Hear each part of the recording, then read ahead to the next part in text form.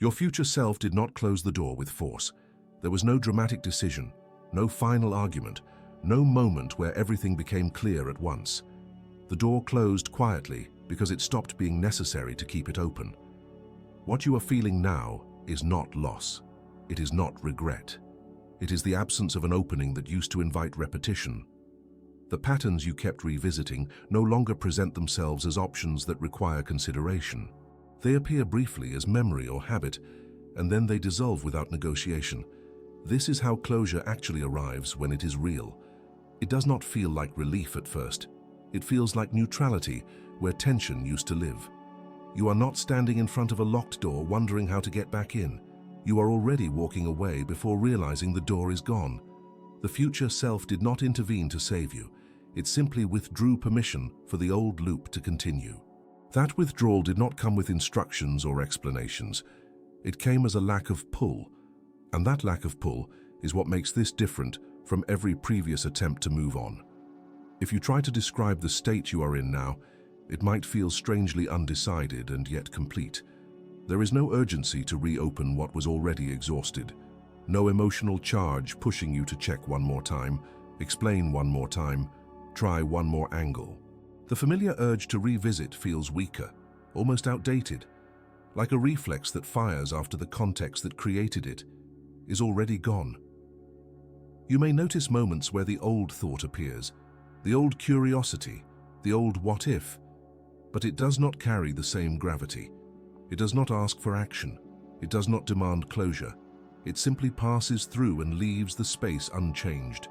This is not discipline. This is not maturity as a performance. This is alignment without effort. The door you kept reopening was sustained by uncertainty and hope mixed together. When that mixture dissolves, the door has nothing left to hinge on. What remains is not excitement about the future, but a calm recognition that there is nothing back there that requires your presence anymore. That recognition does not announce itself. It settles, and once it settles, reopening becomes unnecessary rather than forbidden. Before this closure stabilized, reopening the door felt almost automatic, not dramatic, not obsessive, just familiar. A quiet checking in, a mental glance backward, a subtle hope that something would feel different this time if you approached it with a slightly better tone, a little more clarity, a little more restraint. The old loop was not fueled by desperation. It was fueled by the belief that resolution was just one more interaction away. You were not stuck because you lacked awareness.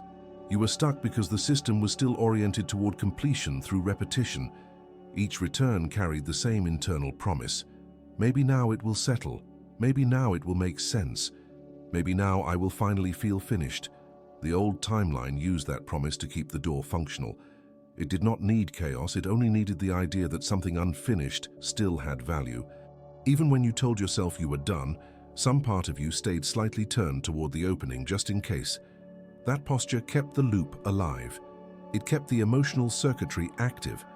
And because it was familiar, it felt responsible, even honest. You were not avoiding. You were trying to resolve. But resolution through repetition has a limit, and you reached it without ceremony.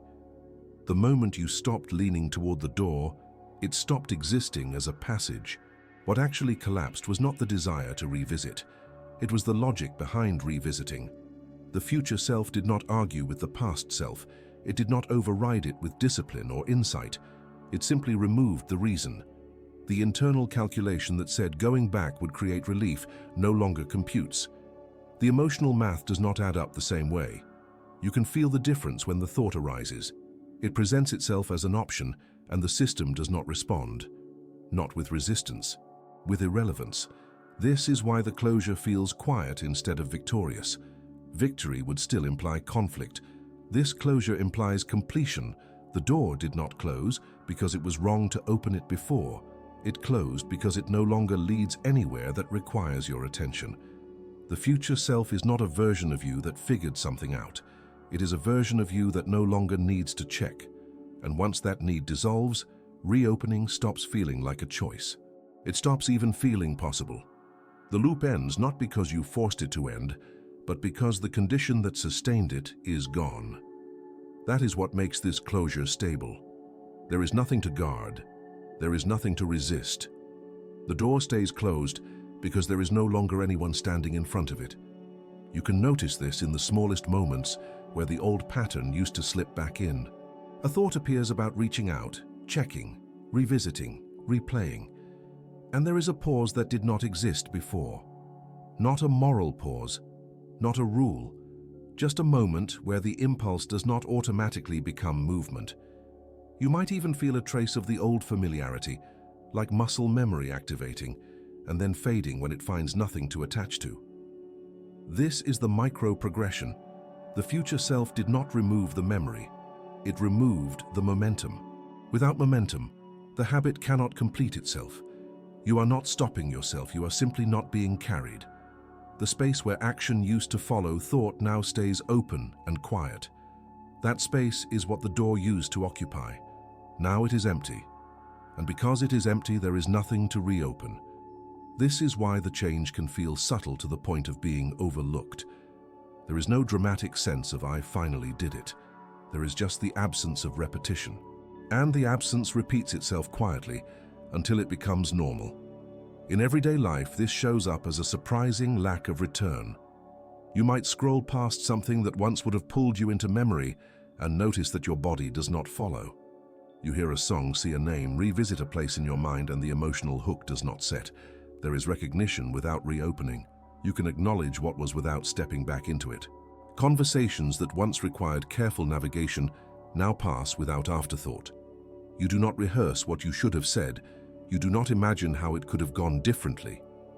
The future self already closed the door on those rewrites. Even in moments of quiet, when the mind would previously wander back as a form of entertainment or self-inspection, it now drifts elsewhere or simply rests. This is not suppression. Suppression would feel tight. This feels loose. The door did not get locked. It dissolved. And because it dissolved, you are not standing outside it wondering how to open it again. You are already somewhere else when you realize it is gone. The old timeline depended on revisiting to stay alive. Without revisiting, it fades on its own. There is a certain quiet that arrives after the door is no longer part of your internal architecture. At first, it can feel like a blank space where a familiar activity used to live. Not because you missed the loop, but because the loop had become a way of organizing attention. Reopening was a form of movement. It gave the mind something to do with uncertainty. It gave emotion a corridor to walk down. When that corridor disappears, the system meets a stillness that does not offer entertainment. And that is where many people would try to rebuild the door just to restore a sense of familiarity. But you are not doing that now. You are staying in the quiet without turning it into a problem. You are letting the absence remain absent. This is why the closure holds. It is not being held by willpower. It is being held by the fact that you are not negotiating with the emptiness that follows. You are letting the space be what it is. You are letting the day fill itself with ordinary things instead of using the past as a place to keep returning for meaning. The more you remain here, the more you realize the door was never the point. The point was the feeling that you had to keep checking. Once that feeling is gone, the quiet does not feel empty anymore. It feels clean. It feels like a room that no longer needs to be rearranged. The mind will still produce a residue of the old habit, especially in moments when the external world slows down. You might notice a thought that sounds like an invitation to revisit, to reframe, to make one more attempt at understanding. It can come dressed as reflection, as curiosity, as an urge to be thorough. But the difference now is that you can sense the texture of it. You can feel when a thought is trying to reopen a loop rather than simply pass through. And you do not have to fight it. You do not have to correct it. The thought can appear, and you can let it remain unanswered. That is the new authority. The future self did not become someone who never thinks about the past. It became someone who no longer treats those thoughts as door handles. A memory can surface and be complete on its own. A feeling can rise and not require a story to justify it. A question can form and not demand a response. This is how the loop ends without conflict. The mind offers the old pathway, and the system does not step onto it.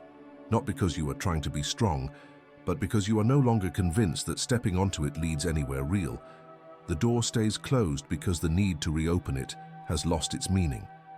There can still be a soft uncertainty that drifts through this state, not sharp enough to feel like doubt, but present enough to be noticed. It does not ask you to reopen the door directly. It asks something quieter. What if leaving it closed means you missed a final understanding? What if something important was left unfinished? What if closure without explanation is avoidance? The old pattern used questions like these as keys. They did not need answers. They only needed engagement. And for a long time, engagement felt responsible. It felt like integrity. Now the questions can still appear, but they do not generate movement. You can sense how they would have pulled you back before, and you can also sense the lack of traction now. The uncertainty sits in the system without turning into action. That is the controlled tension here. The mind tests whether the door is truly gone by imagining reasons it should still exist, and each time the test resolves itself without effort, not with certainty, with neutrality. The question fades because it cannot find urgency to attach to. You are no longer proving that the door should stay closed. You are simply no longer standing in front of it. And that absence of position is what keeps the loop from restarting. This shift is not just conceptual. It is registered in the body before it is understood in thought. Before, reopening the door carried a subtle bodily signature, a tightening, a leaning forward, a sense of readiness mixed with anxiety. Now, when the old impulse surfaces, the body does not follow. There is no forward pull, no preparatory tension. The nervous system does not mobilize around the idea of return. Even when emotion appears, it does not escalate into action. It rises and settles without recruiting the muscles, the breath, the posture.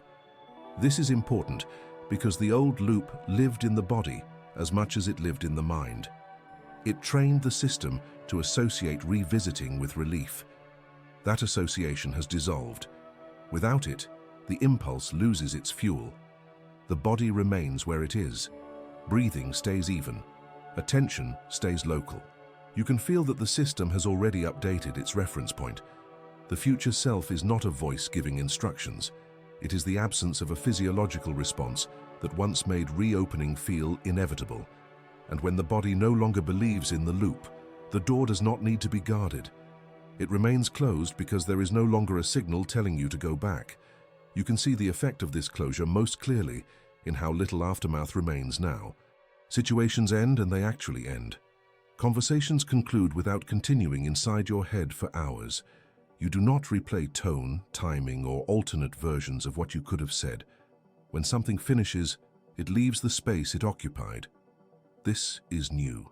The old loop depended on afterthought. It needed the residue to keep the door functionally open. It needed you to carry moments forward so they could be revisited later. Now, the carrying stops.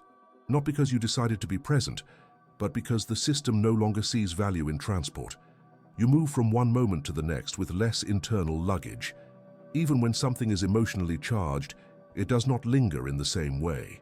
It passes through and resolves itself without demanding analysis. This is how you know the future self closed the door. Not because nothing ever touches you, but because what touches you does not stay lodged. The loop cannot survive without residue.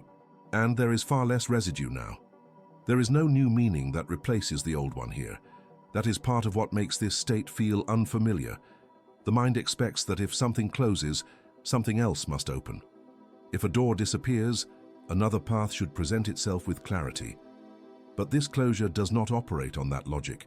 It removes repetition without offering a substitute narrative. It leaves a simplicity that does not explain itself. You wake up and live your day without needing to frame it as progress or healing or transformation. The absence of reopening becomes the new normal, and because it is normal, it does not call attention to itself. This is slow resonance. The state holds not because you understand it, but because nothing in you is trying to leave it. The old timeline loses relevance not through rejection, but through disuse. You are no longer oriented toward what was unfinished. You are oriented toward what is here without effort. And in that orientation, the idea of reopening feels unnecessary rather than forbidden. That is how real closure behaves. It does not ask for confirmation. It quietly removes the option and lets life continue without it. Time behaves differently once the door is no longer part of your internal reference. Before, time was tied to revisiting. The past stayed active because it was treated as something that could still be corrected, clarified, or completed. The future felt charged because it carried the hope that the next return would finally settle things. Now that structure collapses. The past does not call for revision. The future does not promise resolution. And because of that, the present is no longer compressed between them. You can notice hours passing without the sense that you should be somewhere else mentally. Waiting does not feel like suspension. Pauses do not feel dangerous. There is no internal clock measuring how long it has been since the last check. The old timeline depended on that clock. It used time to keep the door relevant. It created the feeling that if you did not act soon, something would be lost. Without that pressure, time becomes neutral again. It becomes a container rather than a threat. You still remember, you still anticipate, but neither one pulls you out of where you are. The future self closed the door by removing urgency from time itself. And once urgency is gone, reopening loses its emotional logic.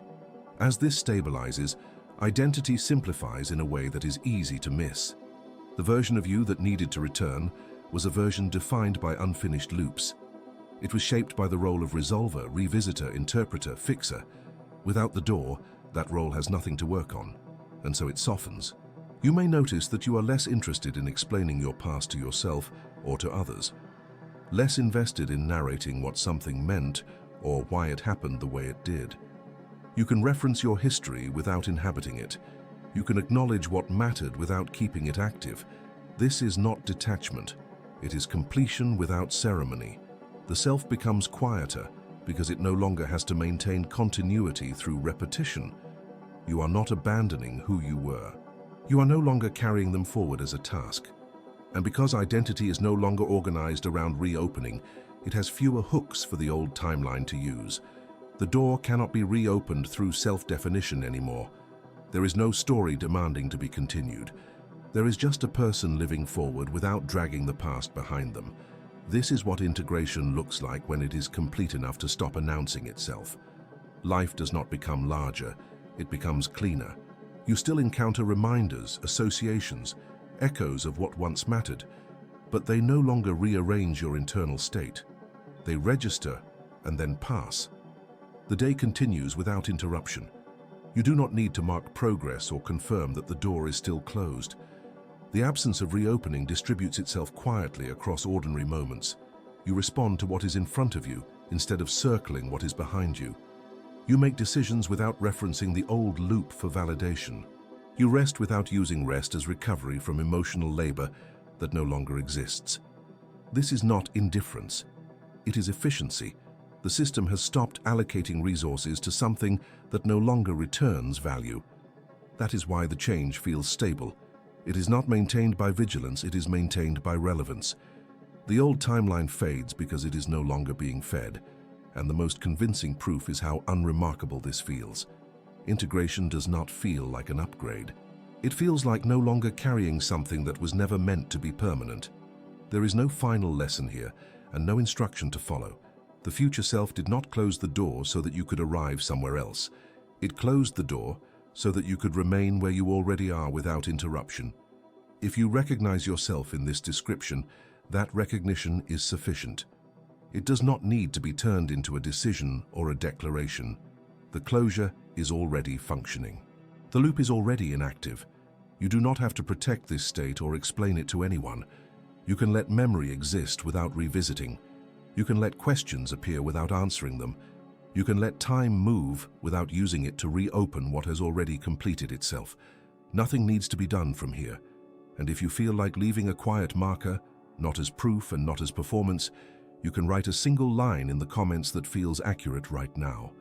Something simple, something ordinary, something like the door is no longer there, no explanation required.